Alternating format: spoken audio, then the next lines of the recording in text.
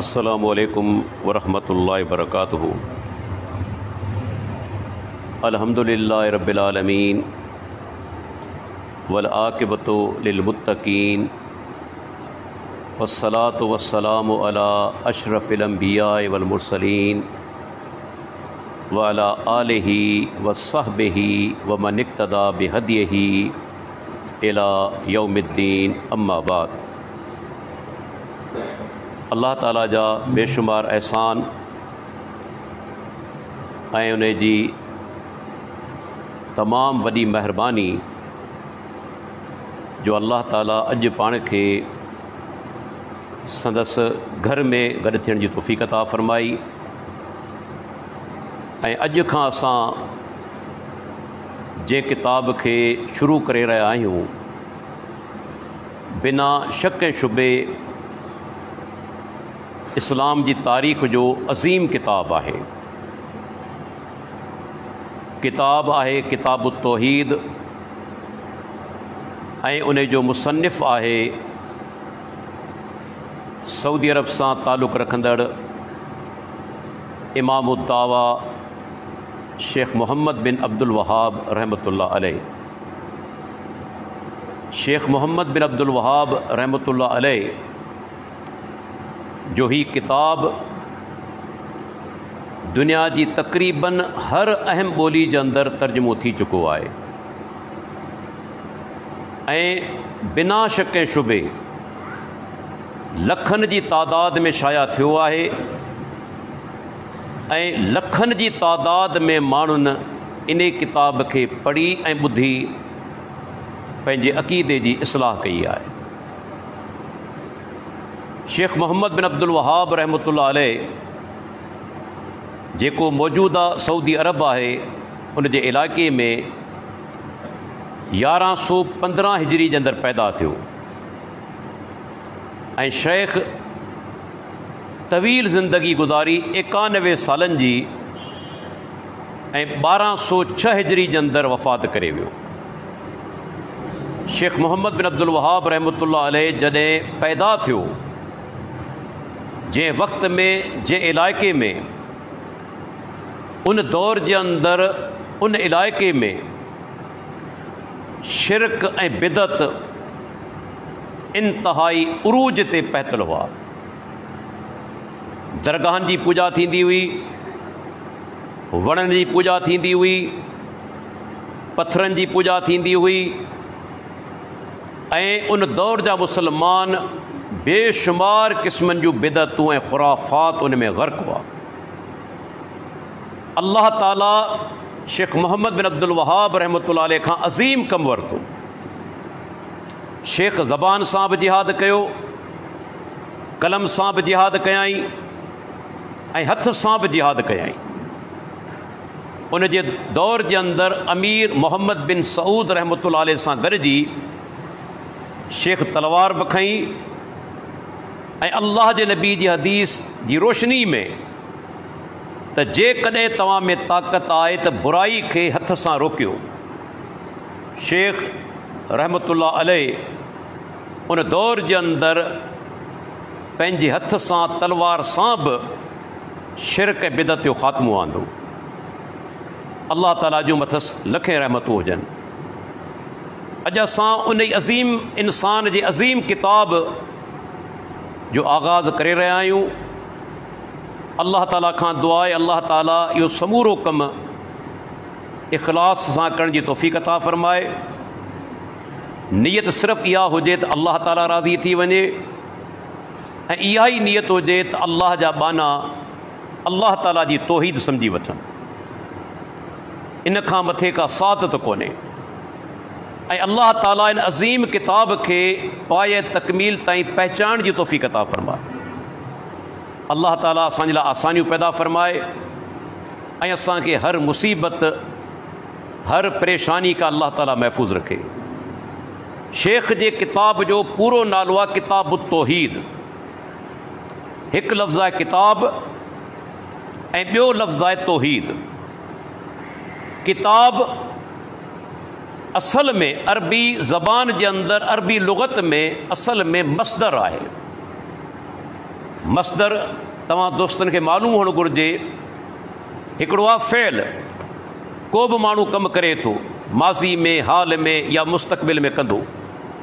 ॿियो आहे इस्म, ऐं टी शइ अरबी ग्रामर जे अंदरि आहे मसदर। मसदर जी माना के कम जो थियण जी, खाइण आहे, पीअण आहे, लिखण आहे, इहे मसदर आहिनि। इन में को बि ज़मानो कोन हूंदो आहे। त असल में किताब जेको लफ़्ज़ आहे सो लुग़त जे लिहाज़ खां मसदर आहे।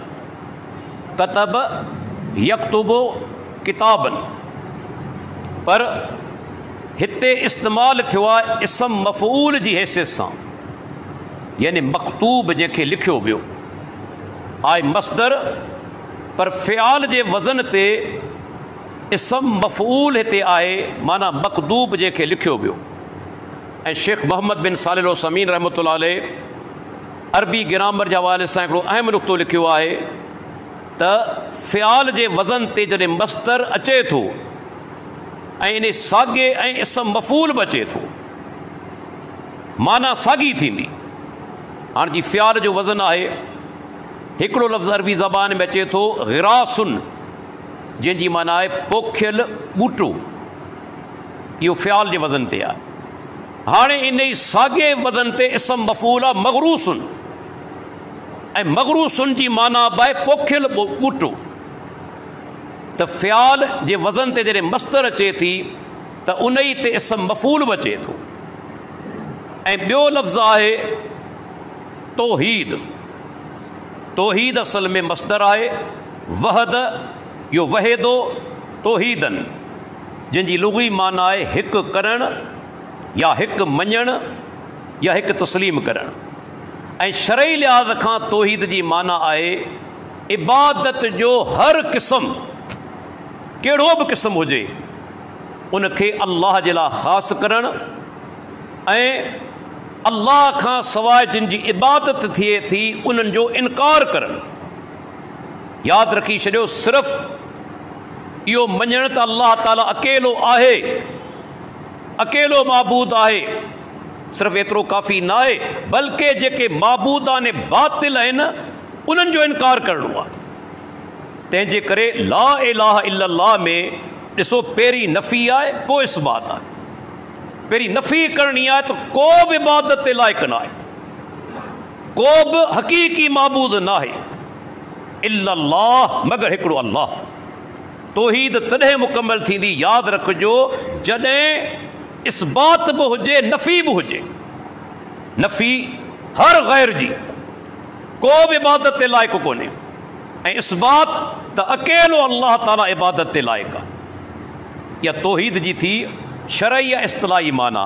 ऐं उलमा चवनि था तौहीद जा टे क़िस्म आहिनि। इंशा अल्लाह ताला अॻिते हली जॾहिं किताब पाण वधीक हलंदासीं उन जे अंदरि त टिनी ते ॻाल्हाइबो। हिकिड़ो क़िस्म आहे तौहीद रुबूबियत, ॿियो क़िस्म आहे तौहीद उलूहियत, ऐं टियों क़िस्म आहे तौहीद अस्मा व सिफ़ात। तौहीद जा इहे टे क़िस्म आहिनि जेके असांखे क़ुरान ऐं हदीस में जा मिलनि था। दोस्तो यादि रखो, दीन इस्लाम जो बुनियाद अल्लाह जी तौहीद आहे। तव्हां कॾहिं क़ुरान मजीद पढ़ो, अल्लाह ताला जेके पैगुंबर मोकिलिया उन्हनि सभिनी पैगुंबरनि जी दावत जो बुनियाद अल्लाह जी तौहीद आहे। ॾिसो, 950 साल नूह अलैहिस्सलाम जेका शइ बयानु कई आहे अल्लाह जी तौहीद आहे। ऐं इन में हिकिड़ो अहम नुक़्तो आहे, जेकॾहिं क़ौम तौहीद खे क़बूल नाहे कयो त पैगुंबर अॻियूं सबक़ कोन पढ़ायो, पैगुंबर अॻियूं सबक़ ॾिनो ई कोन। ऐं इन ई में हिकिड़ो नुक़्तो अहम ॿुधाईंदो हलां, अल्लाह जे प्यारे पैगुंबर जे सहाबा जी अज़मत बि आहे। अॻियां पैगुंबर जी नूह अलैहिस्सलाम, अल्लाह ताला फरमाए थो वमा आमन मऊ इल्ला कलील, नूह अलैहिस्सलाम सां गॾु जिन माण्हुनि ईमान आंदो उहे तमामु थोरा हुआ। हाणे जॾहिं क़ौम ईमान आंदो ई कोन त क़ुरान जा वधीक अहकाम नाज़िल ई कोन थिया, छो त साम्हूं माण्हू त मौजूदु ई कोन हुआ न, ईमान आणण वारा माण्हू ई कोन हुआ, वधीक अहकाम ई नाज़िल कोन थिया। पर अल्लाह जो प्यारो पैगुंबर जॾहिं दावत ऐं तबलीग जो आगाज़ करे थो, ॾिसो क़ुरान 23 सालनि ताईं नाज़िल थियो। छो? इन में सहाबा जी अज़मत बि आहे त सहाबा अल्लाह जे नबी जे फ़रामीन खे क़बूल कयो ऐं जंहिं शइ खे क़बूल कंदे विया अल्लाह अॻियूं हुकुम नाज़िल कंदे वियो। जेकॾहिं क़बूल न कयो वञे हा दीन ऐं तौहीद खे त अॻिते हुकुम नाज़िल थींदी कोन। हुकुम छो नाज़िल थिया? सहाबा क़बूल कयो ऐं पोइ क़ुरान लगातार नाज़िल थींदो रहियो, अहकामात नाज़िल थींदा रहिया। इन में अज़मत आहे सहाबा किराम जी त उन्हनि अल्लाह जे नबी जे दावत खे क़बूल कयो, नतीजतन अल्लाह ताला वही जेको सो नाज़िल कंदो रहियो। हालांकि अहिड़ा पैगुंबर बि थिया, पाण सुगरा फरमाइनि था मूं हिकु नबी ॾिठो वलैस माउ अहदुन, जंहिंसां हिकिड़ो माण्हू बि गॾु कोन हो। हाणे जॾहिं हिकिड़ो ई माण्हू गॾु कोन हो, मूंखे ॿुधायो शरीयत जा ॿिया अहकाम नाज़िल थिया हूंदा? थिया ई कोन। उहो मुआशिरो ई कोन हो, उहे माण्हू ई कोन हुआ। ऐं तौहीद उहा अज़ीम शइ आहे जंहिंजी दावत हर दाई खे सभ खां पहिरीं ॾियणी आहे। यादि रखी छॾियो, नुक़्तो पंहिंजे ज़हन में विहारियो, हर दाई जेको दीन जी दावत पेश करे थो उनखे घुर्जे सभ खां पहिरीं अल्लाह जी तौहीद बयानु करे। छो? इन में हिकिड़ो नुक़्तो आहे, हिकु माण्हू तौहीद खे क़बूल करे थो ऐं मरी वियो, ॿिया अमल न करे सघियो, अल्लाह क़ादिर आहे उनजूं सभई ख़ताऊं माफ़ करे उनखे जन्नत में दाख़िला ॾे। ॻाल्हि सम्झ में आई? पर हिकु माण्हू सभु नेकियूं करे, नमाज़ बि पढ़े, रोज़ा बि रखे, हज बि करे, ज़कात बि ॾे, माउ पीउ सां सुहिणो सलूक बि करे, पर हुजे मुशरिक, केॾांहुं वेंदो? जहन्नम जे अंदरि। सभु नेकियूं उनजूं तबाह। तंहिंजे करे सभ खां पहिरीं अल्लाह जी तौहीद जी दावत ॾियणी आहे। तव्हां ॾिसो सहाबा जे दौर जे अंदरि, अल्लाह जे नबी जे दौर जे अंदरि अहिड़ा माण्हू बि हुआ जिन को नेकी जो अमल कोन कयो पर जन्नत में विया सवाइ तौहीद जे। मशहूर हदीस आहे मुस्नद अहमदी, पाण सुगरा सहाबा सां गॾु वेठा आहिनि, तेसि ताईं परे खां हिकिड़ो माण्हू अचे पियो, उठ ते सुवार आहे, अची चवे थो त मूंखे मुहम्मद सल्लल्लाहु अलैहि वसल्लम सां मिलणो आहे। अल्लाहु अकबर। इन में इशारो आहे त अल्लाह जो नबी एॾो सादो हूंदो हो जो अचण वारे खे ख़बर कोन पवंदी हुई त अल्लाह जो प्यारो पैगुंबर कहिड़ो आहे। सही बुखारी जा लफ़्ज़ आहिनि, को ओपरो माण्हू ईंदो हो त चवंदो अय्युकुम मुहम्मद, तव्हां में मुहम्मद सल्लल्लाहु अलैहि वसल्लम कहिड़ो आहे, केरु आहे? माना पाण एतिरा सादा। ऐं आउं चवंदो आहियां अल्लाह रहम फरमाए, अॼु जे दौर में केतिरा पीर साहिबान आहिनि, को माण्हू नओं अचे परे खां सुञाणी वेंदो त हीउ पीर साहिबु। माण्हू संदसि पेरनि ते पियल हूंदा, हथ ॿधी बीठल हूंदा, सजदो कंदड़ हूंदा। असां ॾिसूं पिया न, पेरनि ते मथो रखनि पिया, छा इहो सजदो कोन्हे? सजदे खे सिंग थींदा आहिनि जा। पर होॾां अल्लाह जो प्यारो पैगुंबर एतिरो सादो आहे, अचण वारे खे ख़बर कोन थी पवे। पाण उन माण्हू खे चवनि था तूं सही जॻह ते पहुतो आहीं। हाणे उन माण्हू सुवाल ई हिकिड़ो कयो, मल ईमान, अल्लाह जा नबी मूंखे ॿुधायो ईमान छा आहे? पाण फरमाइनि था अशहदु अल्ला इलाहा इल्लल्लाह व अशहदु अन्न मुहम्मद रसूलुल्लाह जी गवाही ॾियणु। त आउं शायदि ई ॾियां थो अल्लाह खां सवाइ को हक़ीक़ी माबूद कोन्हे ऐं मुहम्मद सल्लल्लाहु अलैहि वसल्लम अल्लाह जो रसूल आहे, पैगुंबर आहे, अल्लाह जो बानो आहे। नमाज़ क़ाइमु करणु, ज़कात ॾियणु, हज करणु ऐं रमज़ान जा रोज़ा रखणु। अल्लाह जे नबी इहे ॻाल्हियूं 5 ॿुधायूं। हदीस लफ़्ज़नि पंहिंजे उठ ते वेठल आहे, वापसि मोटे थो। छा थियो जो उठ जो पेर हिकिड़े सोराख़ में अची वियो, उठ वञी ज़मीन ते किरियो। हदीस लफ़्ज़नि हीउ बि कंध भर वञी किरियो ऐं कंध भर किरण सां गुज़ारे वियो आहे। पाण सोगरा चवनि था इन ई माण्हू खे मूं वटि खणी अचो। जॾहिं खणी आया साहबा किराम, पाण पहिरियां ई वेझा थियनि था थोरो, वरी पोइ ते हटी विया।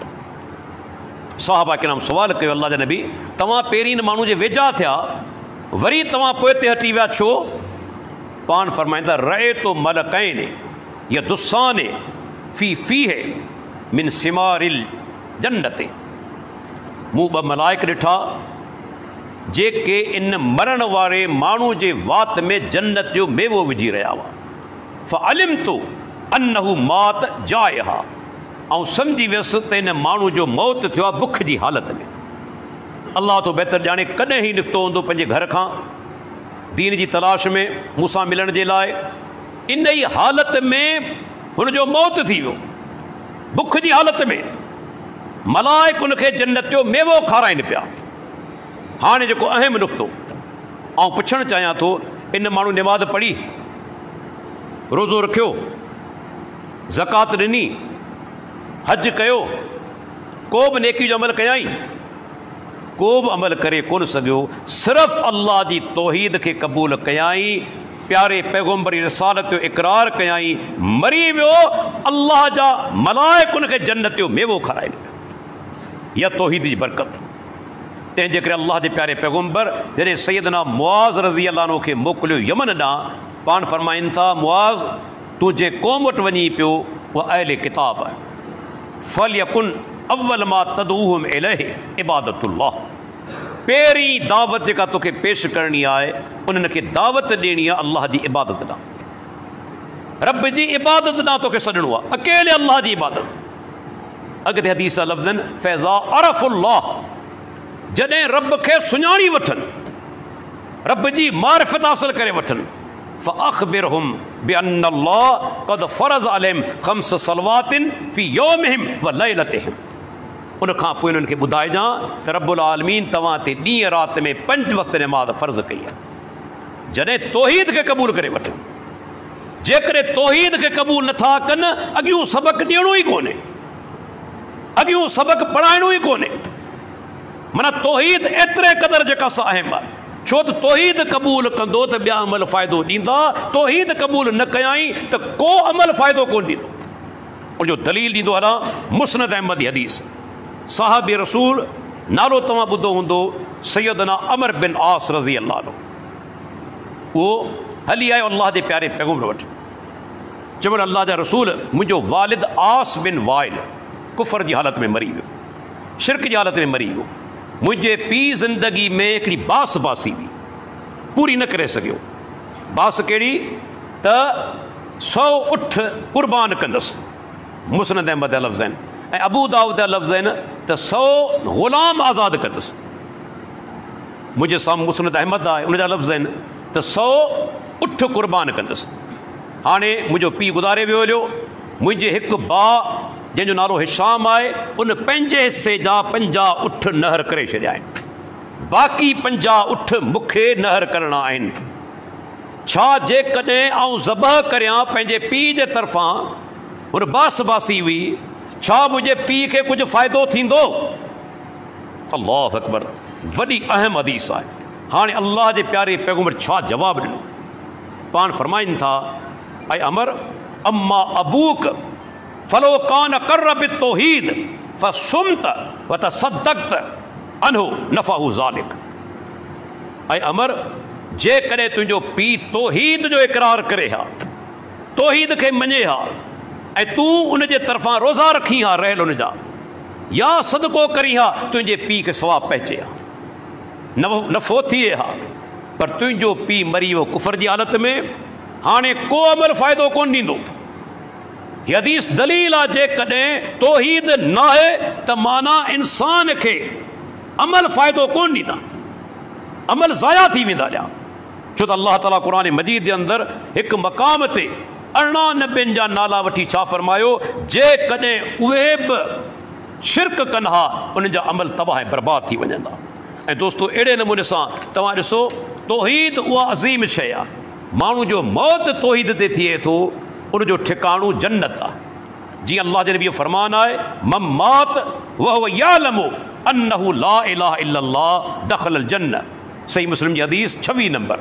पाण फरमाइनि था, जेकॾहिं को माण्हू मरी वियो इन हालत में जो उनखे इल्मु हो, ॼाण हुई, ख़ाली रुगो हवाई अक़ीदो न, इल्मु हो, ॼाण हुई त अल्लाह खां सवाइ को हक़ीक़ी माबूद न आहे, दख़लल जन्नह, उहो माण्हू जन्नत में दाख़िल, माना इल्म बि रखे। ऐं पाण सुगरा फरमाइनि था, मन कान आख़िरो कलाम ही ला इलाहा इल्लल्लाह दख़लल जन्नह। अबू दाऊद 3116 नंबर हदीस। जंहिं माण्हू जो आख़िरी कलाम मरण वक़्तु ला इलाहा इल्लल्लाह आहे, पाण सुगरा फरमाइनि था, उहो माण्हू जन्नत में दाख़िल थींदो। जेकॾहिं मरण वक़्तु उनखे कलमो नसीब थिए थो ऐं मौत अचे थो अल्लाह जी तौहीद जो उनखे इल्मु आहे।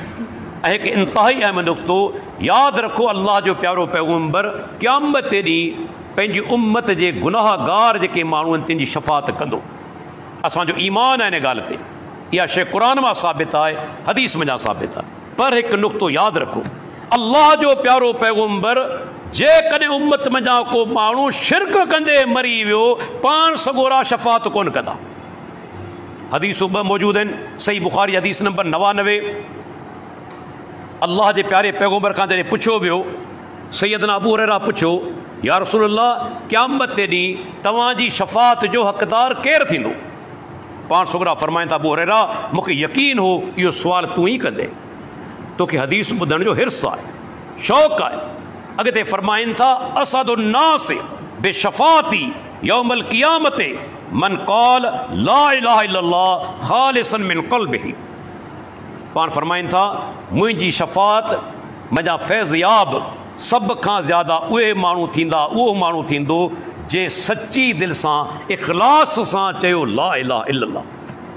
सिर्फ़ु ज़बान सां न, दिलि बि गवाही ॾे, रब खां सवाइ ॿिए खे महबूद न सम्झे, अल्लाह खे ई हक़ीक़ी महबूद सम्झे, मुंहिंजी शफ़ात उनखे मिलंदी।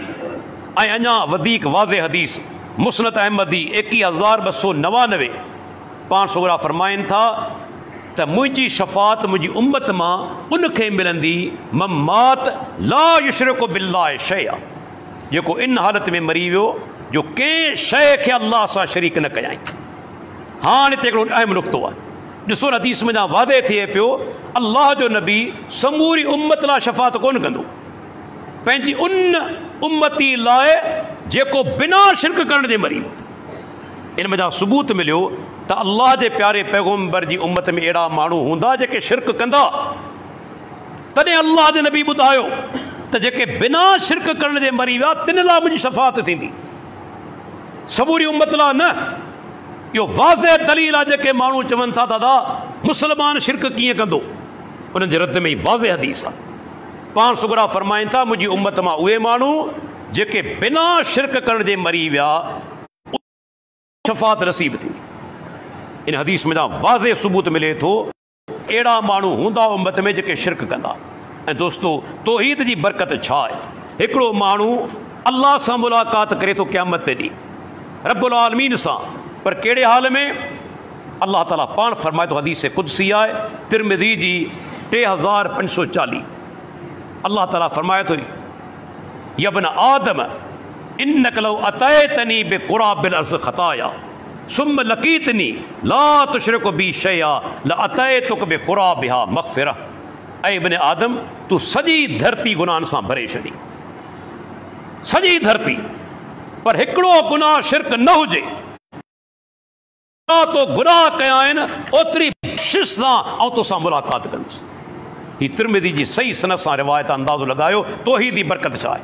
इन जो इहो मक़सदु कोन्हे त असीं गुनाहनि में जुरतमंद थी वञूं, मज़े सां गुनाह कयूं, इहो मक़सदु न आहे, बल्कि मक़सदु आहे त अल्लाह जी तौहीद जी बरकत छा आहे।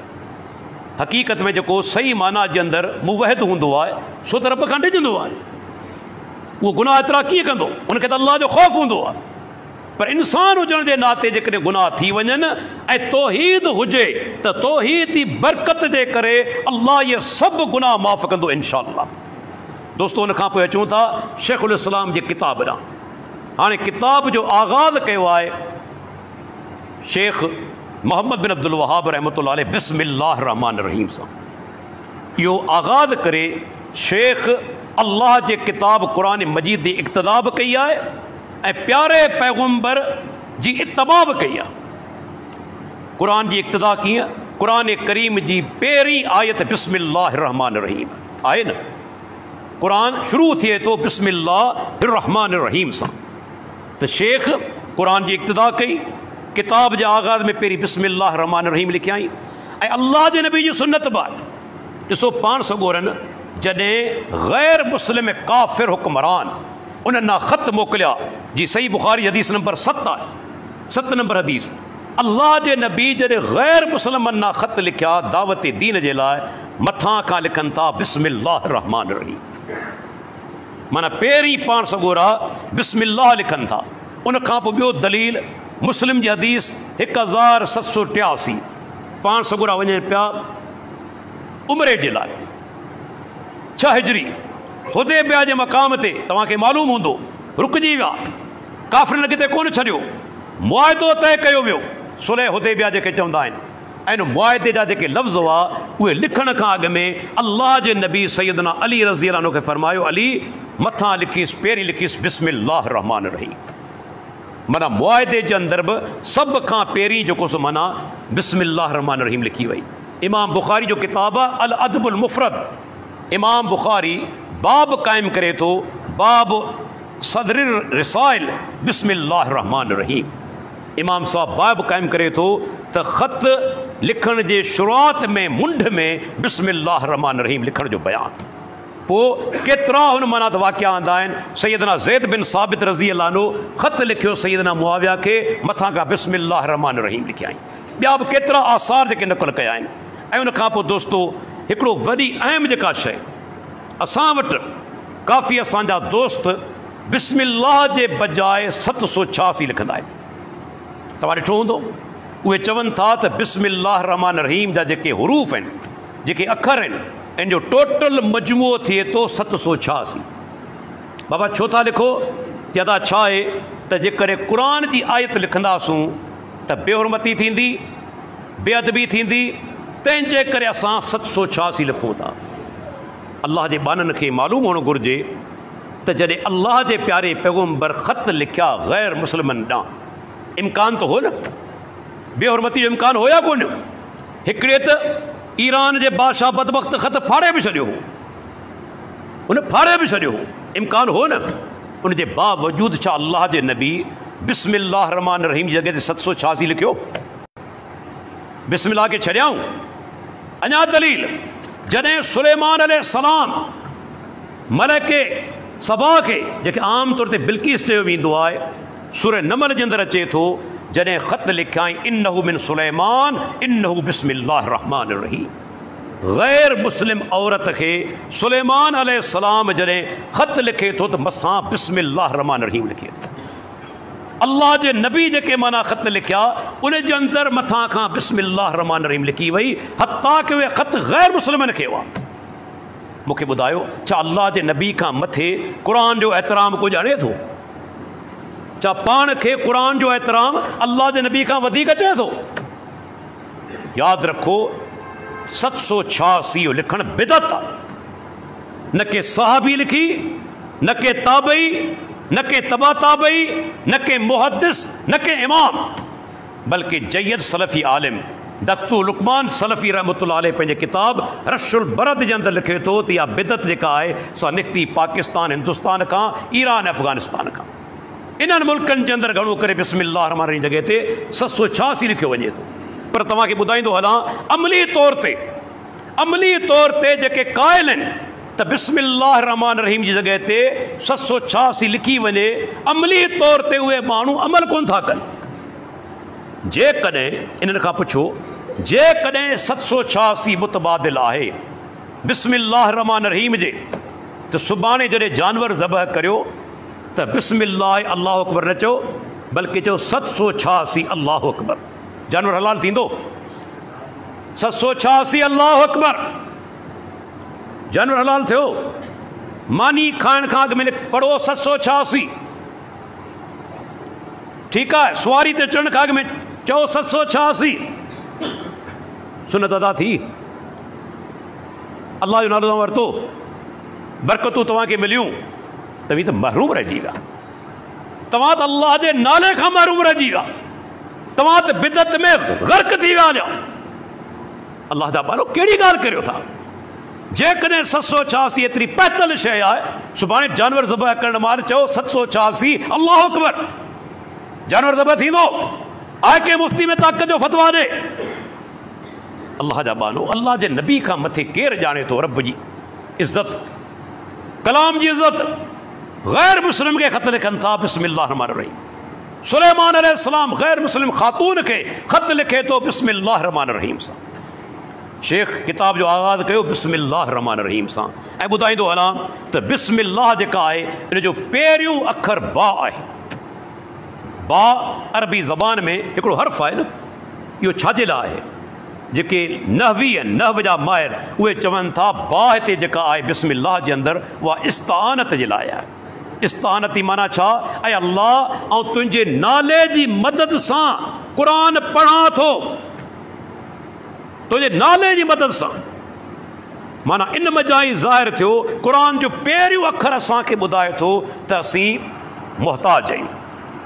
क़ुरान मां फ़ाइदो तॾहिं थींदो जॾहिं रब्बुल आलमीन खां दुआ बि घुरूं ऐं रब जे अॻियां ॿाॾायूं, मुंहिंजा रब असीं ईअं सम्झी नथा सघूं, असांखे एतिरो फ़हम कोन्हे, असीं तुंहिंजे नाले जी मदद सां शुरू करियूं था, असांखे क़ुरान जो फ़हम अता फ़रमाए, सम्झ अता फ़रमाए।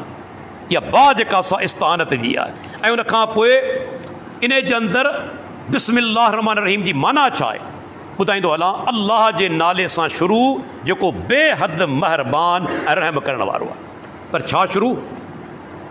बाबा फ़ैल त ज़िक्र आई कोन, तव्हां ॻाल्हि सम्झी न? अल्लाह जे नाले सां शुरू जेको बेहद महिरबान निहायत रहम करण वारो आहे। पर कहिड़ो कमु? हिते फ़ैल माज़ूफ़ आहे, फ़ैल जो ज़िक्र कोन्हे। इन में इशारो कहिड़ो आहे त पढ़ण वारे जी नियत ते मुनहसर आहे। तव्हां जॾहिं क़ुरान खां अॻु में बिस्मिल्लाह रहमान रहीम पढ़ो था, तव्हांजी नियत छा आहे? बिस्मिल्लाह अक़रउ, बिस्मिल्लाह अक़रउ, अल्लाह जे नाले सां शुरू ऐं पढ़ां थो। जॾहिं तव्हीं मानी खाओ था बिस्मिल्लाह रहमान रहीम आकुल ऐं खायां थो। तव्हां जॾहिं पाणी पियो था बिस्मिल्लाह अशरबो ऐं पियां थो। माना हिते फ़ैल ज़िक्र कोन्हे, फ़ैल तव्हांजे दिमाग़ में हूंदो त मूंखे कहिड़ो कमु करिणो आहे। जेकॾहिं मानी खाओ था नियत छा हूंदी? मानी खाई वञा, खाइणु वञा पियो। जेकॾहिं ख़त लिखो था नियत छा? त ख़त लिखी रहियो आहियां। जेकॾहिं तव्हां पढ़ो था क़ुरान, नियत तव्हांजी छा हूंदी? क़ुरान पढ़ी रहियो आहियां। त माना हिते फ़ैल ज़िक्र कोन कयो वियो आहे, सिर्फ़ु एतिरो ज़िक्र कयो आहे त अल्लाह जे नाले सां शुरू करे रहियो आहियां। ऐं अरबी ग्रामर जो कानून आहे, इहो ॿुधाईंदो हलां त जॾहिं फ़ैल बाद में अचे बिस्मिल्लाह अक़रो, ही फ़ैल आख़िर में आयो आहे, त माना छा थींदी? उन में हसर जी माना अची वेंदी त आऊं नथो शुरू करियां मगर पढ़ण अल्लाह जे नाले सां, सिर्फ़ु अल्लाह जे नाले सां। जॾहिं फ़ैल बाद में अचे त हसर जी माना पैदा थी वेंदी आहे। त हिते छा थींदो? बिस्मिल्लाह रहमान रहीम अक़रउ, ऐं अल्लाह जे नाले सां पढ़ां थो। लिखियलु कोन्हे पर नियत इहा ई हूंदी क़ुरान पढ़ण वारे जी। उन खां पोइ दोस्तो बिस्मिल्लाह रहमान रहीम इहा हर सूरत जी पहिरीं आयत आहे, बल्कि सूरह नमल जेका क़ुरान जी सूरत आहे उन जी आयत नंबर 30 जो हिकिड़ो जुज़ आहे, जेका हाणे मूं तव्हांजे साम्हूं पढ़ी। त सुलेमान अलैहिस्सलाम जॾहिं ख़त लिखियो हो मलके बिल्कीस ॾांहुं, त उन में बिस्मिल्लाह रहमान रहीम आयल आहे न, इहा आयत नंबर 30 आहे। त माना बिस्मिल्लाह रहमान रहीम सूरह नमल जी आयत नंबर 30 जो जुज़ आहे। हर क़ुरान जी सूरत सिवाय सूरह तौबा जे, सिवाय सूरह तौबा जे हर सूरत जी पहिरीं आयत मथां लिखियलु हूंदी आहे। जेकॾहिं को माण्हू एतिराज़ु करे बाबा आयत न आहे, उनखां पुछो क़ुरान करीम असां ताईं पहुतो आहे सहाबा जे थ्रू, ताबईन जे हवाले सां अॼु बि मौजूदु आहे। ॾिसो हर सूरत मथां सिवाय सूरह तौबा जे बिस्मिल्लाह लिखियलु आहे या कोन्हे लिखियलु? माना हर सूरत जी पहिरीं आयत आहे।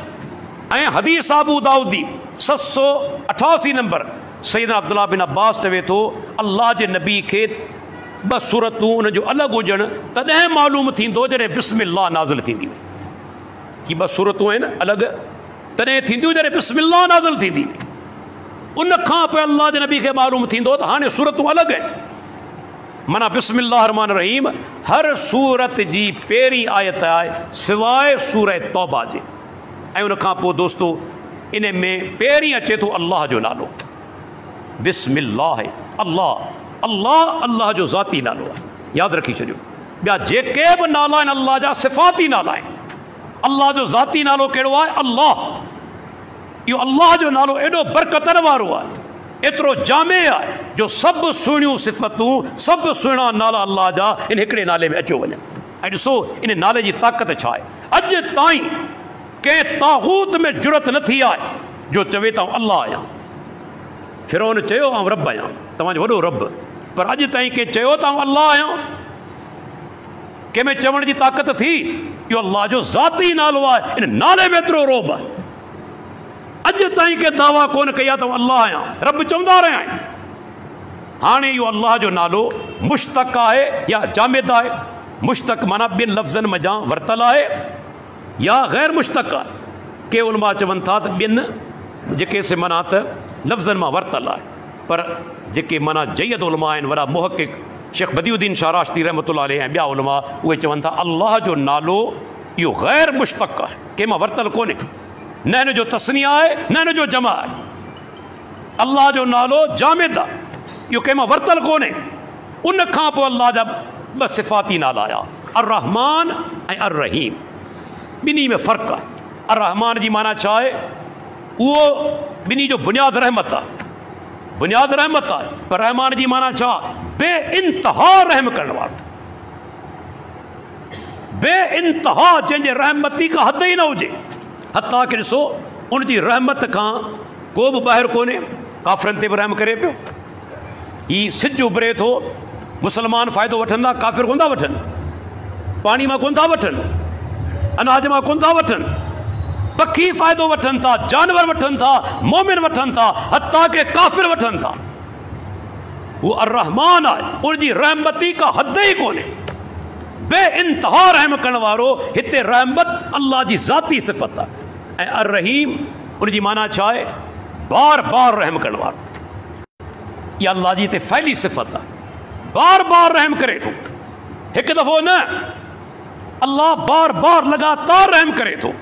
तंहिंजे करे ॾिसो हिते अल्लाह जी अज़मत, जेकॾहिं सिर्फ़ु रहमान हुजे हा त पोइ थी सघे थो इनक़ता अची वञे, बार बार रहम न कंदड़ हुजे हा त पोइ इनक़ता अची वञे रहमत में।